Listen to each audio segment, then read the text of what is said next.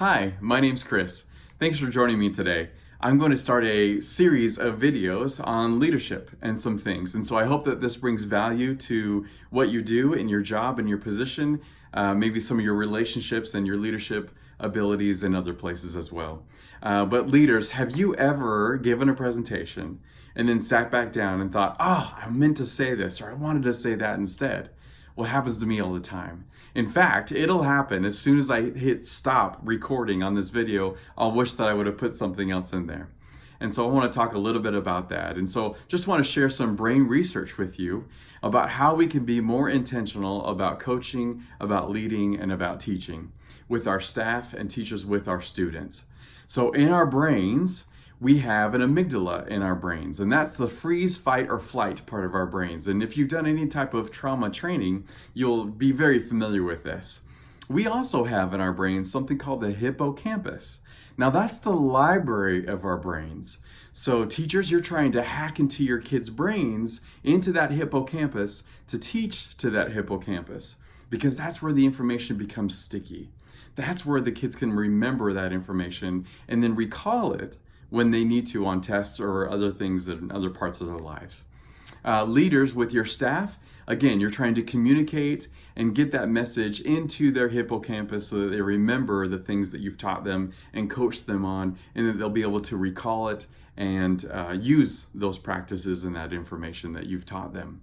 So here's what we know about the brain. We know that when we're stressed out, our amygdala, again, freeze, fight, or flight, our amygdala actually plumps up. And so the not so good thing about that is that our hippocampus actually shrinks. And so if you think about it, as leaders and as teachers, it doesn't matter how engaging we are or all the fun games that we do, if our kids' brains are stressed out, they're not going to be able to learn. That information isn't going to become sticky enough because it's not even going to get to the hippocampus. It's just going to bounce right off of it. So how do we change that? What do we do? So Dr. Paul Zak, a neuroscientist in California, discovered the hormone called oxytocin. And so when oxytocin is released in the brain, it actually relaxes the amygdala. And so what do you think that does to the amygdala?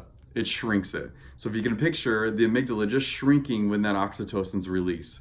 And when the amygdala shrinks, we actually know now that the hippocampus can be plumped back up. And so here's a little hack for how we get more oxytocin in our brains. We could do two quick things, either the beginning of our meetings or the beginning of our class periods every single day, to be intentional about hacking into our staff or our students' brains. We do that two ways. One, by positive touch, and secondly, by positive thinking. And so if we were to engage by shaking hands, teachers, if you're at the door every day, shaking your kids' hands as they come in, recognizing them by name and just seeing them for who they are, and having that positive and appropriate handshake or high five or, whatever it is that you do with them, but just seeing them and having some type of positive touch will release oxytocin.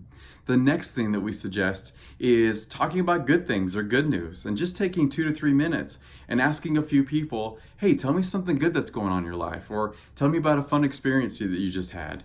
Something so that people can, again, start to feel relaxed and comfortable. They know that you actually care about them and why you're there with them today. And so by doing those things, not only does it help them feel safe and comfortable in the room, it helps you as a presenter, right, as a facilitator, to be able to help you feel safe and comfortable as well. But also it helps you to know what's relevant, so you'll be able to stick that relevant content into your lessons, into your coaching, opportunities. But also it just helps everyone to be on the same page and feel that we're all together as a group, all together as a team. And that's incredibly important. And so if you do those two things, that oxytocin will be released, which shrinks the amygdala, plumps up the hippocampus, and now you've got students' brains in a place where they can actually learn. And staff and leaders with your staff, now their brains are actually at a place where they can learn. And so I just hope that helps you in your new start to your new year. Be thinking about that as you're meeting your new teams or visiting with your staff, teachers. Be thinking about that with your lesson plans and things that you want to be doing with your students, and making a point to stand out of the door and just shake their hands, because not only will that set you up for success, throughout the day, but it also sets your staff and your students up for success. So hopefully this was helpful and brought you some value. If so, please share it with your friends, with your other connections, and also follow me so you get more content about leadership. So thanks again. My name is Chris. If you have any questions, feel free to direct message me, and we'll talk soon. Thanks.